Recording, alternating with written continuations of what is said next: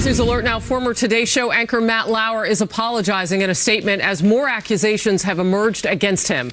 This is Outnumbered. I'm Harris Faulkner. Here today, co-host of After the Bell on Fox Business, Melissa Francis. Former national security staffer under Presidents Bush and Obama, Jillian Turner. Former deputy spokesperson for the State Department, Marie Harf. And today's guest in the middle, radio host of the David Webb Show on Sirius XM Patriot. David Webb is outnumbered. Actually, I just like the way you say Melissa's name. I do too. You put that little extra inflection in yes. that. It's like, we've known each other for a while. Yeah, we fun. have. Is it too much drama when I say no, your name? No, I love it. It's a nice little friendly inflection. By the way, and I'm going to give the credit to Jillian for this. Ooh, I have nothing to hide. I'm lucky to be on this couch. Oh my gosh. And there is no announcement, no video, no pictures. I've been saying that on my radio show all morning. I'm one of those guys that has nothing to fear in America. Thanks for getting that out of the way. I doubt that that'll get clipped all over the place. Just so you guys know, somebody Stephen trying to make it a Colbert. denial? All right, let's move on. We are learning about more women coming forward with accusations against Matt Lauer. Just yesterday, NBC News announced the longtime Today Show anchor was fired after an accusation of inappropriate sexual behavior. Lauer said this in a statement now. There are no words to express my sorrow and regret for the pain I have caused others by words and actions. To the people I have hurt, I am truly sorry, end quote. Meanwhile, new video has surfaced from 2006 where you can hear Matt Lauer making a lewd remark to his co-anchor, then Meredith Vieira. It's raising some questions about, well, really, how long and how much did NBC executives know? Pretty sweater. Keep bending over like that. It's a nice view. Rick Leventhal is live from New York City with more. Rick?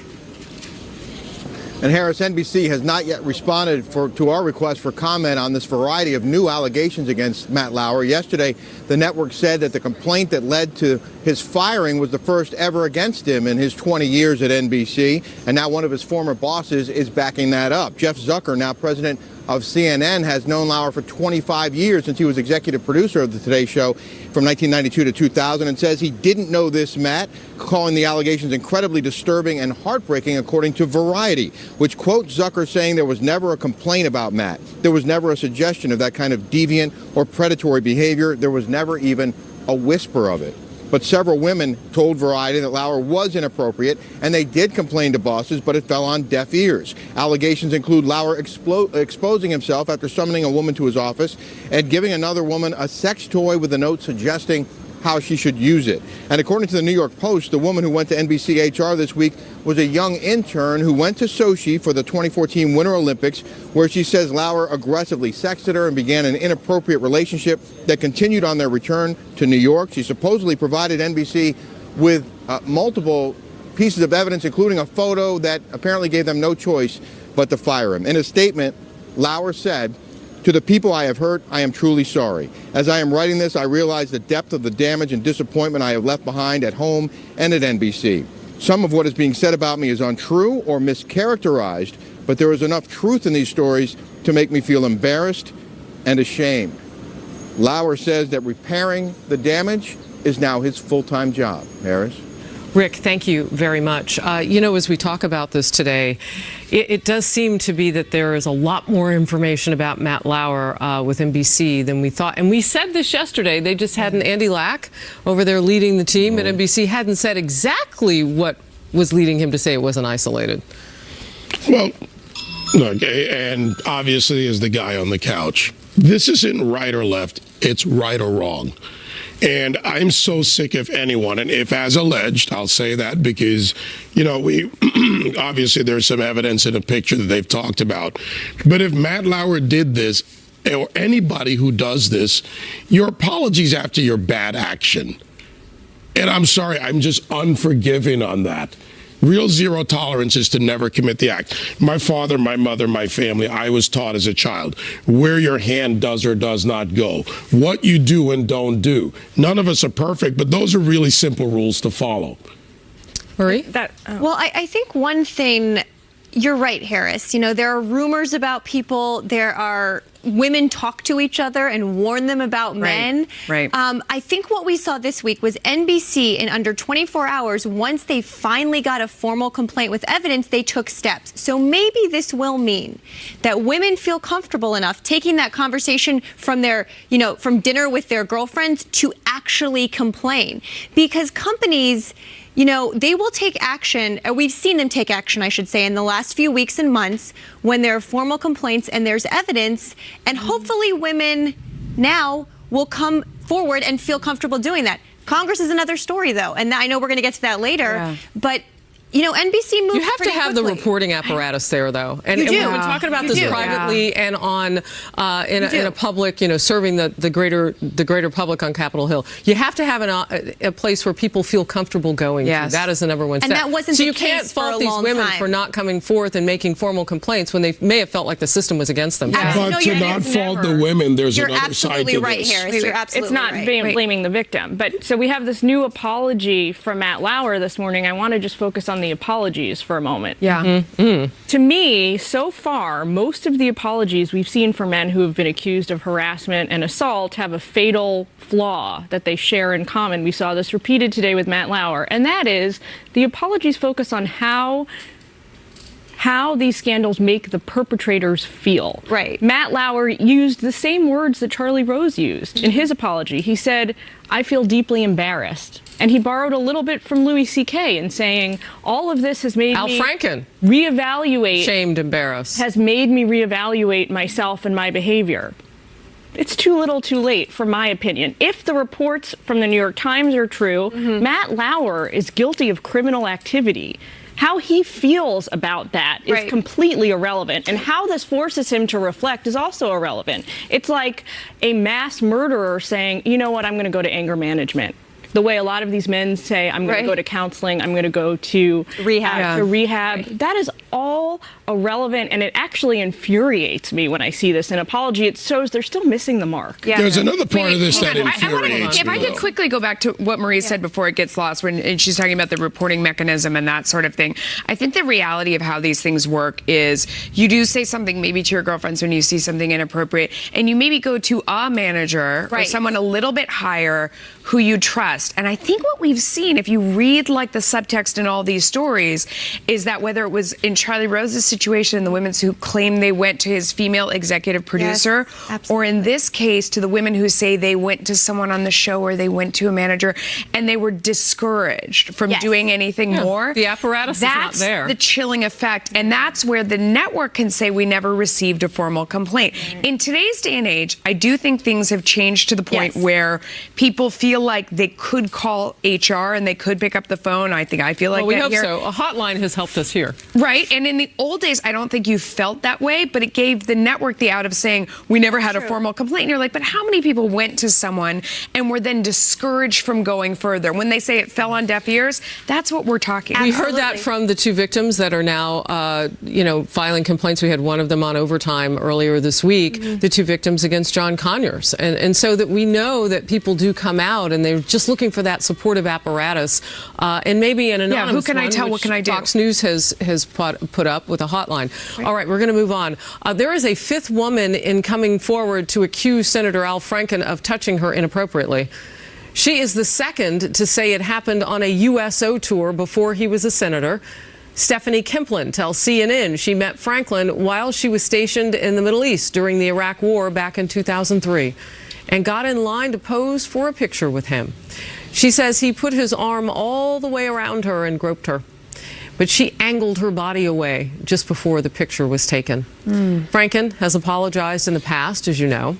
He has said he has taken thousands of photos with people over the years, that while he doesn't remember specific pictures of campaign events, any inappropriate behavior was unintentional. You are shaking your head. Just a quick response. Quick response is a lot of us in the entertainment industry have known this about Franken. He was a creep all along. Not a surprise. Wow. I think it's really disturbing that he thinks that's a funny way to take pictures. I mean, it's clear that we've all seen a million pictures now with him with his hand on someone totally inappropriately. And I can't believe that he ever thought that was funny, appropriate, a way to do things. And he still clearly does not think that that was an inappropriate way to take pictures with total strangers. And I said real quick, because I think we were about to get to this issue with you, Marie, so I want to go there. You know, we heard at the Al Franken news conference earlier this week, the first reporter, I believe it was, what is the bar exactly for resignation? Oh, I think we need to visit that. What is the bar for resignation? That's the key question, right? Absolutely. What should the bar be? Because we all know instinctively, as common sense, that these aren't all the same. Right. Harvey Weinstein is not Al Franken. No, one is private, one is public service. But even what they're accused of doing, it's not the same. These are different. And so we have to find a way as a culture, and I don't have the answer, but we have to keep talking about it. What are the different ways men should be held accountable? There's firing in cases like Matt Lauer, which seems pretty appropriate. Al Franken, it's not quite as far as Matt Lauer, but it's not good, certainly. So we have to we're learning more. And we're learning more. So we have to have this discussion. I don't think any of us have the answer, but we have to puzzle through it in a way that is nonpartisan and we try to not just go to our political tribalism corners. But I think it is particularly urgent that we find some way to adjudicate this issue in the Congress, because this doesn't just affect the institution of Congress and its members. This is an issue that concerns all American voters. Yes. Well, and sometimes there's concerning our tax dollars. Well, to that point, by the way, H.R. 4458 was introduced by Representative Tom Marino from Pennsylvania. Mike Kelly's already signed on to it. I talked to Steve King about it this morning, and it is that taxpayer funds should not be used to pay out sexual harassment. If war does come, it will be because of continued acts of aggression like we witnessed yesterday.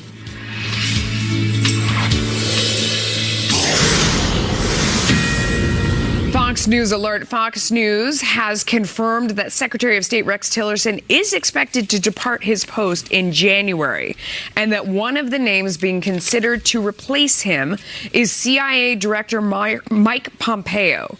Reporters are asking the president just moments ago if he wants Tillerson to stay on, and he replied, quote, "He's here. Rex is here." This happened as North Korea has released video of its latest missile launch, showing a much larger missile believed capable of hitting almost anywhere in the U.S. Ambassador to the UN, Nikki Haley, warns that the North Korea's latest provocation inches closer to war. The dictator of North Korea made a choice yesterday that brings the world closer to war, not farther from it. We have never sought war with North Korea, and still today, we do not seek it. And if war comes, make no mistake, the North Korean regime will be utterly destroyed. Also, during yesterday's Emergency Security Council meeting at the UN, Ambassador Haley with some pointed words for China as she called for all nations to cut off ties with North Korea's regime. President Trump called Chinese President Xi this morning and told him that we have come to the point that China must cut off the oil from North Korea. That would be a pivotal step in the world's effort to stop this international pariah. China must show leadership and follow through. China can do this on its own, or we can take the oil situation into our own hands. All right, we want to talk about both of those topics. Let's start with North Korea. Jillian, let me start with you. What impact does it make to have her make that kind of statement to the UN yesterday? What does it mean? Well, it's a bone-chilling statement to make, obviously, that we're inching towards war when the adversary is a nuclear-capable power. Part of me holds on to a shred of hope that this is all part of the strategy to push North Korea's regime to the negotiating table. Mm-hmm. That's something that the Trump administration has talked a lot about cabinet-wide in recent weeks, especially on the heels of the Asia trip. Mm-hmm. President Trump was talking about the fact that the Europeans are putting a lot of pressure on him to enter into to kind of gin up formal negotiations. Our Asian allies are putting pressure on us to do that. So part of me thinks that what she was doing, what Ambassador Nikki Haley was doing here, was making a final push and shove to get them to agree to this. I don't at all know that that's the case, but part of me looking at this as an outsider thinks that would be could be the strategy here. We have two of the best experts that we could have here to talk about this right now with this experience. I mean, let me ask you, Marie. So Sanctions have cut off 90% of North Korean trade, only 30% of its oil, though. Right. And I think if I had to guess that when Nikki Haley put China on notice there, she may have been previewing some possible additional action in the oil sector. And China obviously plays a big role there. Russia has also stepped up. As China has stepped back in some areas, Russia has stepped up to fill the void with North Korea. So I think Jillian's right. She was trying, Ambassador Haley was trying to put North Korea and China on notice. Taking it to the other story, we need a Secretary of State who everybody knows has the president's ear, everybody knows is empowered to negotiate, and nobody has thought that Rex Tillerson played that role. I'm glad you brought it back to that. So maybe this is all related, right? So there are two, per John Roberts reporting, two sort of scenarios that could come down the track. And interestingly, the less likely one, according to our reporting here at Fox, would be Ambassador Nikki Haley stepping in to take Rex Tillerson's job. We, as you said, we have confirmed that that is coming down the pike now. Tillerson will exit the next few weeks. And we could talk about the palace intrigue of how it came about, blah, blah, blah. But the bottom line is we're dealing with North Korea at a time when we're about to move our top diplomat at the State Department. And what impact do we expect that to have? Mike Pompeo is the first idea that we've learned about per the reporting per John Roberts. More likely, the CIA director right now would step into those shoes. Tom Cotton, Senator Tom Cotton, would step in behind Pompeo. Although his statement is that he likes his current job. So we just throw that in there, right? I'm just throwing it in. Go ahead. And I would hope that we would all say that. Yeah, brother. Well, as we look at the shift in strategy when it comes to North Korea, we have to consider that we have to shift from the negotiation Cold War strategy to what's really happening. Now they have access to internet, some 8 million people. Now they have a seething underbelly in the inner circle that is coming apart. We have a defector from the inner circle of North Korea. So that generational gap from the father to the son and the generals is changing the dynamic. So we have to consider that what we do here, whether it's Tillerson, Pompeo, or others, that we have to look at using a multifaceted approach to take it on the intelligence, the cultural, and the president said something important. He said the Indo-Pacific region when he was on his Asia trip. That is because we need to bring leverage into play with China, because China will act in its own best interest unless they're faced with more leverage, and we are too interlocked economically for China not to be brought into this picture. I want to bring up one quick point with you as I look at the Dow soaring like an eagle over the Rockies. 24,000. Right? Yeah. I mean, are we at a place now where financially, economically, we can really apply some pressure and maybe not fear so much the backlash of that because China holds our debt because of trade? Yes. In a short word, they're telling us to wrap, and so I will say yes. And they need us. There you go. House Minority Leader Nancy Pelosi is now calling on Congressman John Conyers to resign after a string of accusations from multiple women now who worked for him. Now one of his attorneys is reacting to that at this very moment. And new developments over that infamous dossier paid in part by the Hillary Clinton campaign to dig up dirt on then presidential candidate Donald Trump. Whether the FBI and the Justice Department could be hit with contempt citations. Stay close.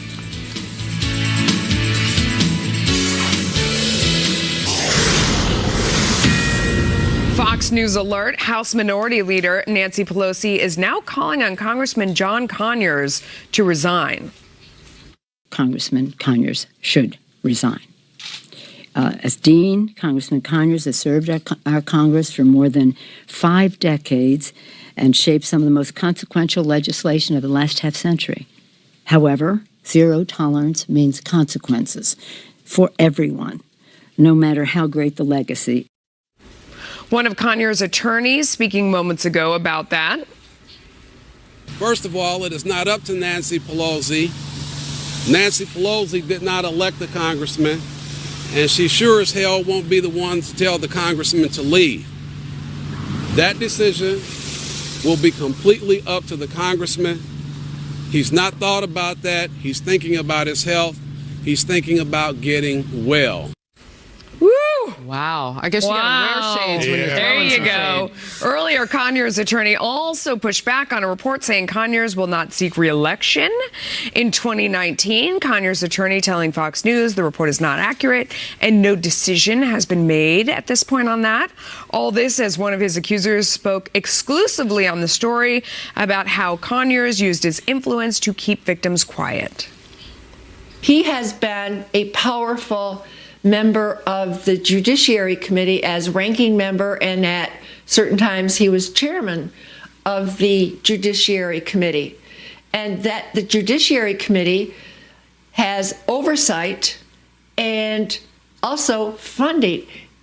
They allow the funding for the entire Justice Department. Do you realize that's all the jobs and the budgets? And that's what he controlled. Yeah. So all he has to do is pick up a phone call and destroy someone's life. Wow. In the meantime, the House passing a resolution calling for mandatory sexual harassment training for members of Congress and their staff. At the same time, a bipartisan bill was introduced to name members who use taxpayer dollars to pay off accusers. There you go. Yeah, $27,000. We know that John Conyers, from his fund, not from a public fund. I believe that's how it works. Office funds. Right? Office funds, And so yeah. I have to think that, gosh, that's taxpayer money, right? Yep. We're funding that. $27,000 so that she wouldn't speak, a non-disclosure agreement. Well, But he's trying but to look have at the process in this and what they have done. What they've done under the Office of Congressional Compliance is an insult to the taxpayer. The fact that they put these accusers through this process, which basically goes from mediation, mandatory, they're basically shutting them down. And then they have a hush fund to pay them off. I mean, It's got to change. It think has to about change. this. Appalling. It But has to change. what bothers me about John Conyers' case specifically is that he's trying to have his cake and eat it too. He admitted to having paid settlements. We can debate who's footing the bill, but he's paid settlements. We are. And he's also trying to insist that he's innocent. In his statement on November 21st, he said, "In this case, I expressly and vehemently denied the allegations made against me. Right. My office resolved the allegations with an express denial of liability." Now, hold I'm on. sorry, you don't get to pay people off with a hush fund and insist that you're innocent. By It the doesn't way, work while that being way. chairman of House Judiciary, does anybody not get Well, but this? did you hear what she appalling. said, though? Judiciary, and this is the guy who's supposed to chair? Yeah. Right. And he's The breaking committee law. that He oversees stepped our away from that laws. early on because he said that there was an ethics investigation that was pending. So he stepped away from his duties as ranking member on the judiciary. But as I listened to the second victim, and you wonder why these women didn't come forward. Did you hear the kind of power this man had? Yes. I mean, it was interesting to hear her tell it from her perspective. Yeah. Because she was so plain speaking about it. It was just this way, no questions. Nancy Pelosi throwing him under the bus at this point, I think, is very interesting because the salty lawyer? It's that political expediency of he's more of a liability now at this point, and then you kind of hide behind the idea of zero tolerance. I don't buy that for a minute. Here's the other side. Marie Well, was gonna what say I something. think will be interesting going forward, if there is a decision either through legislation or otherwise to release the members who have paid settlements through this taxpayer-funded account, how are we going to handle them? What are we going to do with them in terms of accountability? What are we going to do? There are going to be dozens on both sides of the aisle. You think?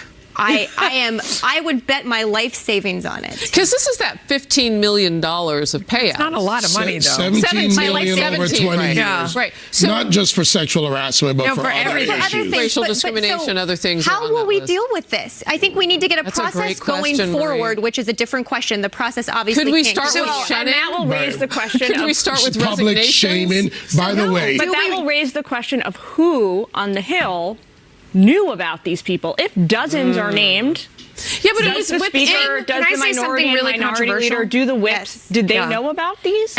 I want to say something really controversial here. I think that it's up to the voters to decide about these That's people. what I think agree it comes wholeheartedly. out, and Well, then not the if the law was information broken. Yeah, is not if it's criminal. Not if it's criminal. Expose Not them. if it's criminal. If it's not criminal, if but it's creepy. not criminal Right. and it's creepy, I do think it's up to the voters to decide. And they're the ones that put them in office, and they can pressure them to step down, and they cannot reelect them. But I don't think it's the job of Well, a the member. problem is the incumbency factor when it comes to the voters. They don't tend Too to take the right action. bad. No, but here's It's my their point. vote. Make it public. Shame them publicly on this. And then on the other hand, let me tell you something. Watch the circling of the wagons around John Conyers from the Whatever. Congressional Black Caucus. Okay. This game is far from over. Having grown up gotta go. military, it is a privilege to serve. There I'll you just go. leave it there. President Trump on the cusp of his first major legislative achievement. The two key Republican senators now supporting their party's tax plan as GOP leaders are confident that they have the votes to pass. The president in full sales mode. We are going to be celebrating Merry Christmas again, and it's going to be done with a big, beautiful tax cut. Thank you, everybody. God bless you. Thank you. Thank you, everybody. Thank you very much.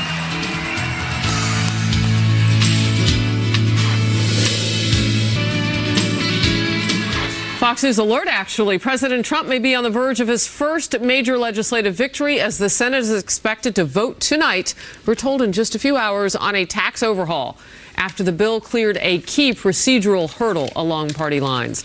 The measure is getting a big lift, with Alaska's Lisa Murkowski and now Arizona's John McCain saying yes to the vote for the legislation. They were two of the key holdouts on Obamacare, you may recall. And this is Vice President Mike Pence hosted 4 GOP senators for dinner last night, including Arizona's Jeff Flake, who has clashed fiercely and publicly with President Trump. Earlier on America's Newsroom, Republican John Barrasso of Wyoming said he was confident this will get done. We have a unified conference. If you saw the headlines today, and the American economy has now hit full stride for the first time in 10 years. I'm looking very much forward to casting a vote in favor of this. I believe we will pass it tonight. Also, President Trump, during a stop in Missouri yesterday, pushed the tax plan as a boon for the middle-class Americans and not for high-income people like himself. Watch. A successful vote in the Senate this week will bring us one giant step closer to delivering an incredible victory for the American people. Massive tax cuts and reform. This is going to cost me a fortune, this thing. Believe me. This is not good for me. Me, it's not so. I have some very wealthy friends. Not so happy with me, but that's okay. Missouri Democrat. Are you humming again? I didn't mean to. It just happened. Francis, I'm going to you first. Oh, no. Missouri Democrat Claire McCaskill is not buying that. The senator tweeted this, quote, "While the president is in Missouri today, let me explain why this tax bill breaks his promise to not help the rich and breaks his promise to help working families," end quote. Okay, she's been humming. I know, I'm Melissa sorry. Francis. My taxes are going up, and I'm not happy about that. That's why I'm this grumbling. This is not Reagan, right? Because Reagan did every bracket. So that's not what this is. It may be Reagan-sized, but that's not what this is. It's not quite Reagan-sized, but it's still better than nothing. And here's my thought. Everybody has their little amendment of what they want later if it doesn't work out the way that it's supposed to, or blah, blah, blah.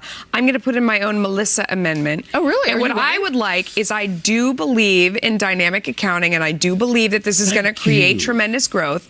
So when I'm right about that, and it does, I would like him to do the Reagan thing and lower everybody's taxes. Go to every bracket and take it down 2 points. So every that could single be one 10 across the years board. from now. No, that's 1 year from now. I want to see, when I see this growth, I think we're going to see a lot of growth right away. I do sincerely believe that when you cut corporate taxes, I believe in that theory of economics. I know there are people who do not, but I feel like I have studied and looked at the models, and I have the right to say that I believe in that math.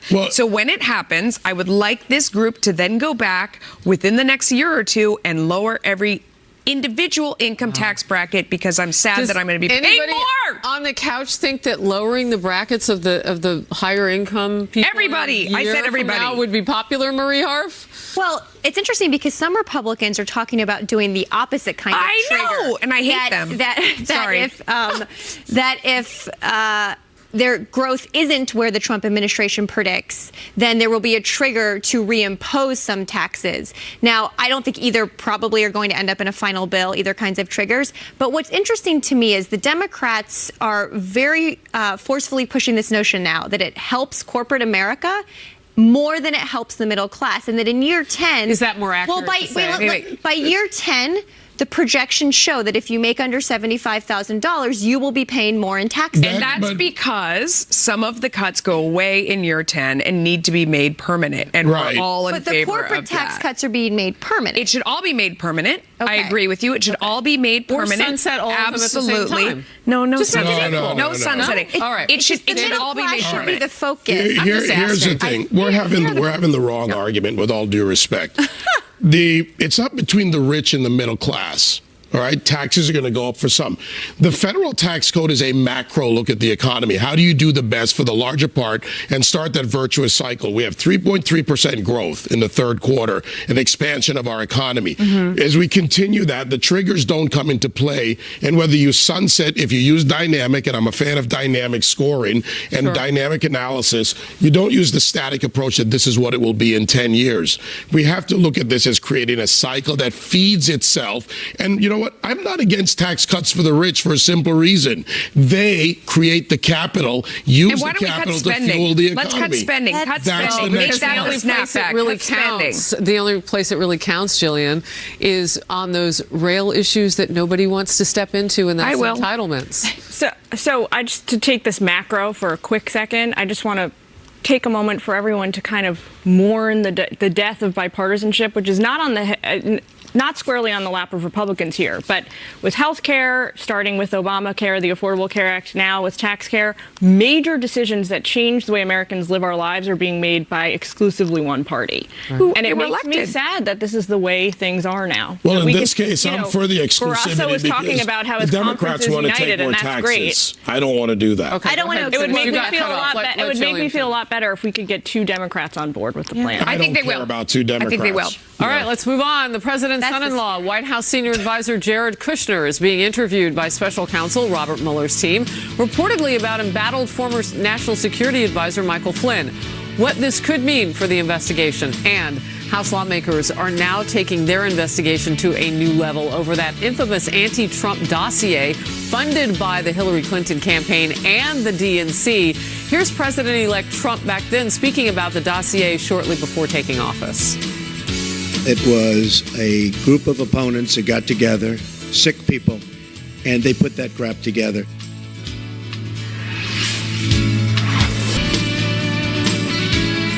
New developments in the Russia probe. A source has confirmed to Fox News that special counsel Robert Mueller's team interviewed the president's son-in-law, White House senior advisor Jared Kushner, earlier this month. That interview dealt with Kushner's meeting with an unnamed Russian ambassador and former national security advisor to President Trump, Michael Flynn. The questions focused on General Flynn amid reports that he may be negotiating a plea deal now with Mueller's team.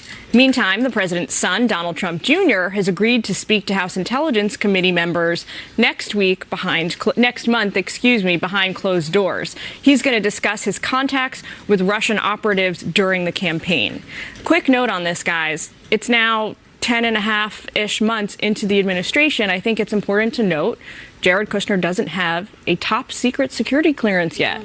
I think that speaks to some of the issues that are turning around the Russia investigation and other things that are going on here. I comment on it only because it's highly unusual for a senior advisor in his capacity to not have that clearance yet. So what's the headwind then? I mean, you mentioned a couple things in terms of just on blush, which you might think as someone's opinion, but what's the evidence of that? Like, what's the headwind for him? I don't know how he is involved. We'll find out maybe reporting from the House Intelligence Committee meeting next week. We don't know exactly where he is in Mueller's probe right now. Right. I bring up the security clearance anecdotally because it's something people focused a lot on at the beginning of the administration. Yeah, I didn't realize and now he didn't we're all have that. these months later. I'm not implying anything there. I'm really not. I'm just pointing out that he doesn't have it yet. Yeah. Because he left a bunch of foreign contacts, including Russian contacts, off of his security clearance form, wasn't fully truthful. And I've said multiple times, we don't know what's going to come out of this probe yet, but Flynn, Kushner not filling out their security clearance forms, Sessions not being fully honest. This team sometimes acts like guilty people, even if they're not guilty of anything. You can't merge all those people together, though, because Michael Flynn is sui generis. People he's in his own category. And I think he's probably under the most legal jeopardy today. The reports that he was discussing with the Russians, the new sanctions during our administration that the Obama administration put on, the reports that he was saying to the Russians, don't worry, we'll take care of it. These are very serious allegations, and I think his interaction with Mueller is going to be a key part of this story for the next months. This is not going away. Let's go to something else. 10.5 months in. I'm not saying there's no there potentially to some of this, but we're 10.5 months into an investigation. Millions and millions of dollars spent. What has it gotten us? Where does it point us? Well, it's And gotten why- us what one are the- confession of guilt from George Papadopoulos. It's gotten us a minor an part indictment of against this. Paul Manafort. I mean, we don't know what they have. Maybe they're close to the end. We have no idea. Yeah. Also, do you mean David? Are you asking specifically about the collusion narrative, the collusion investigation, or are you talking about interference in the general election? Interference in the general election. Because we've made major. Russia's established that. That's not new, but the collusion idea. Okay. But yet we ignore the other parts of the story. And by the way, this is why it's important when Devin Nunes kept his subpoena power. The ability to go out and do this will expand out of that committee. Speaking of collusion, House Intelligence Chairman Devin Nunes says his panel is considering contempt citations against the FBI and the DOJ. This coming after they allegedly stonewalled requests for documents on the infamous dossier, a salacious and largely unverified claim against then-candidate Donald Trump. It was compiled in 2016 by Fusion GPS and bankrolled by the Clinton campaign and the DNC, based in part on Russian sources. Lawmakers are trying to shed light on whether the Obama administration relied on the dossier to justify surveillance against the Trump campaign. We're trying to work with DOJ and the FBI. We hope that they will comply, but if they don't, they leave us very few options. We sent subpoenas out in June, July, and August that still haven't been complied with, so I think stonewalling would be putting it lightly. President Trump appearing to react to that report last night, tweeting, quote, "The House of Representatives seeks contempt citations, ? Against the Justice Department and the FBI for withholding key documents and an FBI witness which could shed light on surveillance of associates of Donald Trump. Big stuff. Deep state. Give this information now." But the Justice Department says it's been very cooperative with Nunes' panel, consistent with national security and law enforcement responsibilities. What do you think? I come over here because you guys have insight on this. Well, I think first off, part of the problem here that I identify is that the dossier was treated in this case as evidence. I think that's the question. That's the question. Right. It seems signs point to it was, and that's highly problematic because, as we know, it was some kind of opposition research financed by a whole host of whole cast of characters. Well, that's the key issue. Right. To me, that's the central issue here. That's the central issue. So I would say two things. First, we know the intelligence community has said it was not part of their assessment of Russian meddling. So that's a good thing. The question now is the FBI, right, which I think is what Devin Nunes is focusing on. The challenge for me is that Nunes has, throughout this investigation, acted in such a partisan manner. He had to remove himself from leading the investigation because of some of his actions. There were ethics charges lodged against him that were false. That actually led to his resignation. Let me finish my statement, if you don't mind. No, but I do mind the facts matter. He was forced to because those ethics charges can be written by a 12-year-old and sent in, and that was but a lot of people think those ethics charges are very serious. He behaved in an incredibly partisan manner when he was supposed to be leading a bipartisan investigation. Okay. So his actions here, just to me, are infused with such partisanship. He's not the best messenger. I just want to know if the dossier was used to get wiretapped. Exactly. Ask James Comey. Why can't I have that answer? Ask James Comey. I agree with you. We should I don't know why, after all these hearings, no one has asked it as plain speakingly as you just have. Well, he's been on Capitol Hill. I mean, practically dancing up there. People could be trying to kind of obfuscate here, but I think also the reality is that it's sometimes hard to get that clear-cut answer because of the way that wiretaps are solicited and granted. Right. It's a host of agencies that weigh in. There's an element of the judiciary that weighs it. So there's information that goes into that. There is a clear-cut answer, but it may be more complicated to get at it than a yes or a no answer, and it may take it definitely takes some time. Clearly it takes Harris, time. what's happening over here? What do you? I am looking, and I don't know if we are quite ready to report this yet. Okay. So let me work on this. It has to do with Paul Manafort. I know. Okay. You see me doing breaking news over here sometimes, and I'm like, I'm not typing out my Get back to work. Yeah, get back to work on that. I fear we're never going to know the answer to that question, and that's one that is really troubling because it's really blatant. I think a lot of Americans want to know about that. Look, Well, this both was a FBI and the blatantly- NSA can claim, and other agencies can claim the national security prerogative in this instance and never provide an answer. But they can also publicly. go behind So we may closed not. doors. And one Yeah, of the they can. problems is that they have not gone behind closed doors with Nunes and his committee to give them these documents. So there's something there. Yeah. I mean, we Okay. have a responsibility. Our representatives have a responsibility. We gotta And that's it. Yep. More Outnumbered in just a moment.